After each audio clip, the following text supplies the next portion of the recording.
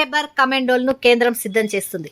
కమాండోలు అనగానే మనమెప్పుడూ చూడని ఓ తుపాకీతో ఆకాశం నుంచి వాయు వేగంతో భూమి జలాలపై దూకుతూ లక్ష్యంపై గురిపెట్టి అంతు చూసే మెరుపు వీరులే కళ్ల ముందు కదలాడతారు. అత్యున్నత పదవుల్లో ఉండే వ్యక్తులు బయటికి వచ్చినప్పుడు వారి చుట్టూ డేగ చూపులతో కదలాడే భద్రతా సిబ్బంది రూపంలోనూ కనిపిస్తుంటారు. ఇప్పుడు ఆ జాబితాలో ఎలాంటి ఆయుధాలు లేకుండా కేవలం 4 గోడల మధ్య ఉంటూ లక్ష్యాలపై గురిపెట్టే మెరుపు వీరులు సైతం భారత త్రివిధ దళాల తరపున రంగంలోకి దిగారు. వీరినే భారత ప్రభుత్వం సైబర్ కమాండోలు అని పిలుస్తుంది. వీళ్ళు శత్రు దేశాల నుంచి పొంచి ఉండే సైబర్ ముప్పును, ఆయా దేశాలు చేసే సైబర్ దాడులను పసిగడుతూ వాటిని తిప్పికొట్టే చర్యల్లో భాగమయ్యారు.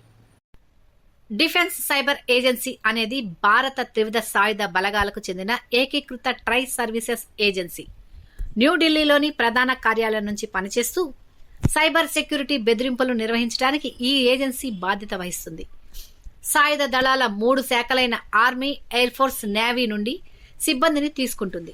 2023 ఏప్రిల్లో ఇండియన్ ఆర్మీ సముచిత సాంకేతికతలను ఏకీకృతం చేయడం ద్వారా తన ఆన్లైన్ సిస్టంలను ఆధునీకరించడానికి command, cyber operations and support వింగులను సక్రియం చేయగానే నిర్ణయం ప్రకటించింది.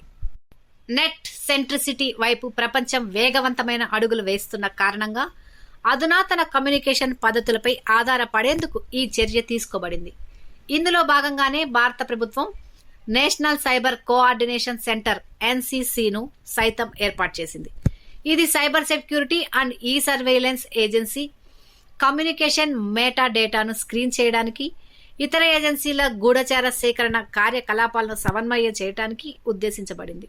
సైబర్ యుద్ధాలను తిప్పికొట్టడమే కాకుండా దేశ భద్రత కోసం అవసరమైన సందర్భాల్లో వార్ఫేర్ చేయడం కూడా సైబర్ కమాండోల విధి. సైబర్ సెక్యూరిటీ లేకుండా దేశ పురోగతి సాధ్యం కాదని గుర్తించిన భారత ప్రభుత్వం సైబర్ కమాండోల వ్యవస్థను అభివృద్ధి చేసింది. ఇప్పటికే వందల సంఖ్యలో సైబర్ కమాండోలు భద్రతా వ్యవస్థల్లో సేవలు అందిస్తుండగా రానున్న 5 ఏళ్లలో మరో 5,000 మంది సైబర్ కమాండోలు శిక్షణ ఇచ్చేలా కేంద్రం రంగం సిద్ధం చేసింది.